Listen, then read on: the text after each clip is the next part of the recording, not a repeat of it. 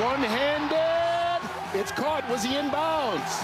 Yes, touchdown. Defenders. Brawley Moore, the tight end, with the spectacular grab. That's as good of a catch as you will ever see. Left hand goes up. Beautiful job. Kind of tips it back to himself. That is something special right there. Wow, how about that number 88? What do you think of that catch? I was going to say. No, I watched the game. I think that's the one thing we don't need in Dallas is another 88. I watched that game. Pretty good. Reggie Barlow, the head coach of D.C., was one of my teammates and a friend of mine, so I tuned in for it. It was a pretty good catch on the sideline. It was. No question about it. Left-handed, right? No, they came back and won in the end. They came back and won the game in the end. I forgot, actually, Greg Williams was his defensive coordinator. So. Interesting. Yeah. And by the way, it was left-handed. Yeah, left-handed, but it was put perfectly where he could catch it. Yeah. And on his outside shoulder. By the way, another game I watched featuring San Antonio, they used the onside kick rule that they have only in this league that I think the NFL should look hard at, where you get one shot on 4th and 12 from your 28. So instead of onside kicking, you're stuck. It's 4th and 12 from the 28. You want to try this? You got it. And they converted, and then they went down and hit a big touchdown pass at the end, so San Antonio pulled it out 19-14. So wait, 4th and 20, what did you say, 4th and 12? That's what you have to start with. Instead of an onside, you're stuck at 4th and 12. You start right there. It's 4th and 12 at your 28-yard line, and if you can convert, you can keep. And you can keep on keeping on. That's fun. I kind of liked it. And it had more of a chance than the onside kicks we've seen lately in the NFL. You get to see football in the spring. Yeah, how great is that, right? Yeah. You've got teams right now with record attendance numbers in this league. I mean, people are really responding. No, I saw a lot of familiar names from guys that were in the NFL or in college. I was like, oh, dang, he's still playing? Oh, he's still playing. Yeah, way to go. All right, let's get back to business. Let's get back to yesterday's South Carolina victory, because media momentum arose yesterday for Charlotte's NBA team to hire Dawn Staley as their new head coach. Rachel, your thoughts on this? I'm not sure why she would want the job, frankly. We used to say, oh, gee, it's more money in the pros. Well, it's not. The average NBA coach's salary is $3.5 million, and she's making about that right now, plus the endorsement stuff and all of the other outside stuff. So that's not the incentive to do it. Maybe she'd want it for the challenge, but I think she's accomplishing so much at South Carolina, both for her team, her sport. She's going to want to stay in that. And she's expressed that, by the way, when people have talked to her about it. If she did want to do it, however, I think she would be more than capable. And I think that NBA players would absolutely respond to her. I do, too. She has been there. When you are looking across the locker room for someone you respect to tell you what to do, I don't know if you get better than Dawn Staley. I mean, she has won multiple national championships as a coach. She not only won 3 Olympic gold medals herself, she coached an Olympic team to a gold medal. She did it at the college level. She did it at the WNBA level. She was one of the best players in that league of all time. I think any team would be lucky to have her. I just don't know if they could get her. I wanted her at USC to coach our men's team. When our guy left and went to SMU, first thing I said, man, they need to go get Dawn Staley. I said it on the show here. They got to go get Dawn Staley. Now, I'm surprised. I didn't know, you know, that they would make that type of money as a coach in college basketball.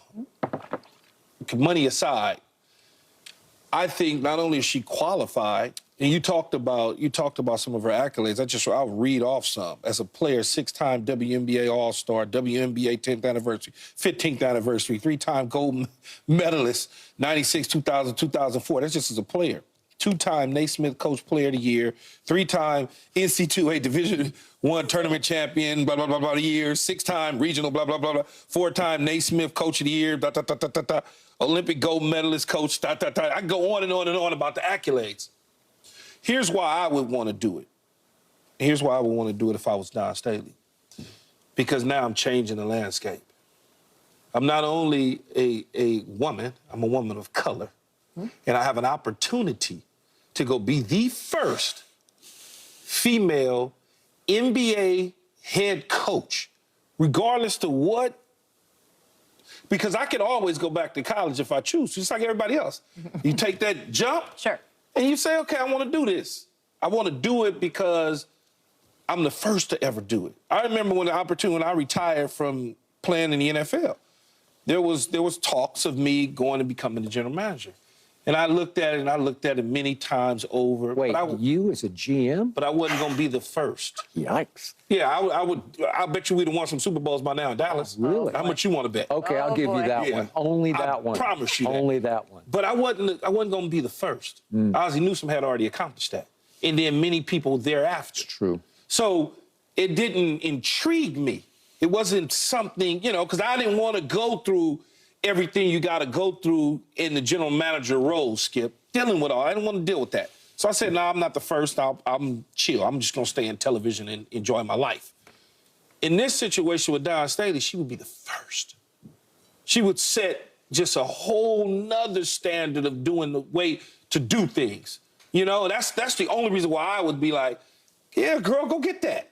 Go get it. And like you said, the respect level, it's players are going to listen to her. Been there, done it. And she has the respect. You're not bringing in some crackerjack box off the streets and saying, oh, we just hired this guy. No, you got somebody that everybody respects and loves, and they'll pay attention to detail. She can coach. That's the thing. She can coach regardless if it is a female game or a men game. X's and O's are the same. Speaking of crackerjack box coaches, they've had a whole bunch in a row in Charlotte. And I can't even remember all of them because they come and they go, just like the players come and they go.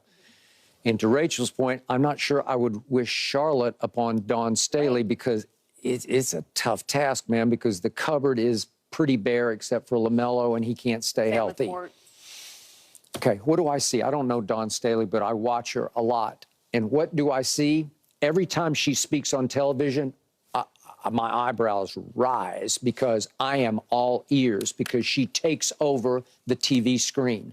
She is commanding. You brought up my Dallas Cowboys. My coach is bump on a sideline log. My coach is the opposite of motivator. Whatever the opposite of motivator, he's the unmotivator. When it's time for a big playoff game, you better look out because they're going to come out flat. She is dynamic leadership spilling out of my TV screen in this media TV age that we live in. She would captivate Charlotte. And by the way, she played for, I think, 9 years there in the WNBA for the Charlotte Stings. So she knows the city, and they kind of know her. I don't know if they remember her, but I think they kind of remember her. And so the fit that way would be great. And I love all your points about she would break ground, man. Yeah, she would revolutionize. So I love all that. My issue is, why haven't they done this before? Because I'm a big Becky Hammon fan. Absolutely. So what did Becky Hammon do? She sat beside Pop, the ultimate, Greg Popovich, and she was there for 8 seasons sitting alongside him. And at the end, she was sitting beside him as the right hand to God the Father Almighty, Greg Popovich, right? And she coached the Spurs Summer League team to a championship. And then she said, okay, enough is enough. I'm not going to get a job this way, so I think I'll go to the WNBA. So she goes to Las Vegas, and what does she do? She coaches there for 2 years. In the first year, she's the coach of the year, and they win the championship. In her second year in Las Vegas, they win the championship again. So she's gone back-to-back championships, and she doesn't get a sniff as a head coach in the NBA. And that's nothing against Dawn Staley because on just sheer charisma and personality and magnitude, I'm going to go Dawn Staley over Becky. But I love Becky, and I think she would be very good as a men's coach. And they're like, no, not yet. So maybe it would take Dawn's force of personality to break through. And Becky was sitting kind of sort of waiting on Pop to exit so she can move in, and he's just like, I'm not going to retire this year. I'm just and every year he gets in his seat and I'm good. Yeah, that's what I'm saying. Wait so a it's second. like eight years ago, he proclaimed, the moment Tim Duncan walks out that door, I'll be right behind him. yeah. Nope. And now he hit the lottery, literally. With Wemby. Yes. And it's like, I think we'll kind of coast through this year, and I won't put any pressure on us because the honeymoon is still going. And maybe it's not Charlotte because that's an opening. I don't even know what other openings are available right now, but that's the opening that is available. Maybe there's some other ones that'll come open once the season is over with, and it's a better opportunity because Charlotte, you're not going nowhere fast there, but in the end, it's. What do you always say about those NFL jobs that that a lot of black coaches have gotten. Oh yeah, we're gonna get the worst. You get the worst. Yeah, Okay, well here we go again. For a reason, though. You don't land. I mean, what Missoula landed with in Boston, that's an outlier. That doesn't happen. You know, we all know what happened with Imadoka, so they had to move on in that situation. But you don't fall in. You don't fall in the Boston Celtics situation. Okay. For Dawn, this would feel like one of those where you're just stuck that like how you could coach your tail off and get them to what? That may be the case. For some people, the NBA is not the end-all, be-all. Dawn Staley may believe I agree with that. No, that's true. advancing the women's game is more important to her than breaking through in the NBA. And that may be true. Be the pioneer in someone else's league. She may feel that, hey, I'm doing more important work here. And that would be a valid choice. I want to read you off some of the other names that have been reported as getting permission to be interviewees in the Hornets search. David Adelman, Jordi Fernandez, Charles Lee, Kevin Young, and Chris Quinn. None of those names are Dawn Staley. None of those people have I know accomplished. Adelman because of his father. I was about to say, the only person I know on there may be the last name Edelman. That's it, because his father.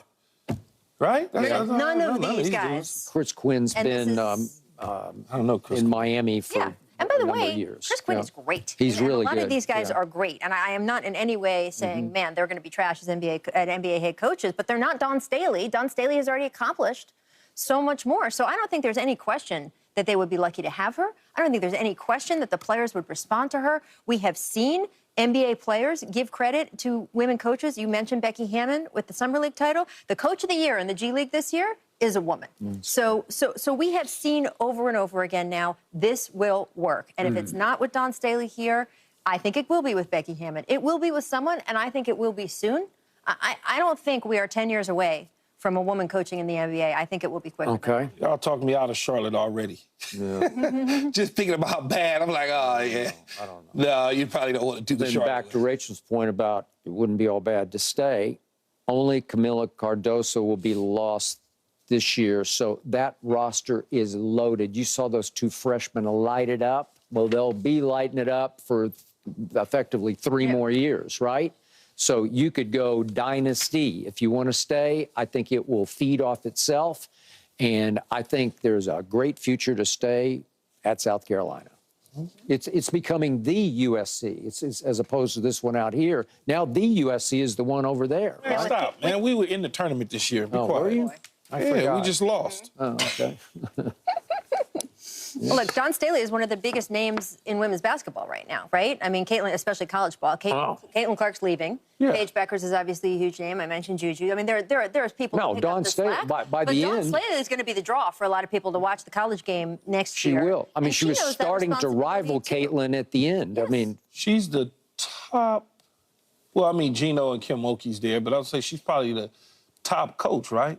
Look, she's certainly making her way, and obviously the late Pat Summitt. There is a Mount Rushmore of women's college coaches, but she's making her way onto it. Yeah. And I think that there may be an argument. The reason she has said when people have brought the NBA question to her in the past is she's been like, I don't want any part of that, is that she's got her own path to accomplish. And it's not necessarily measuring stick by the men. That's not necessarily the measuring stick that she wants to put herself through. She's got things she thinks are just as important and just as impressive. And by the way, she's been right. She has been incredible. yeah. But Keyshawn, to your point, somebody needs to just break through this whatever glass ceiling it is or whatever it is. Somebody needs to do this. Don't you think they will? Yes, I mean, what's absolutely. Absolutely, they will. I mean, yeah, that's But no that was question impossible. about When I it. started covering the NBA, Yeah. I would never have sat here or anywhere else and said, it's just inevitable. A woman's going to be coaching one of these guys. I would have said, No, of course. they barely let me in the locker room. I mean, it was literally, you would never have thought this at that time. But that's how progress works. And I don't think it's going to be a decade. I think that we will see a women's coach in the NBA within the next 10 years.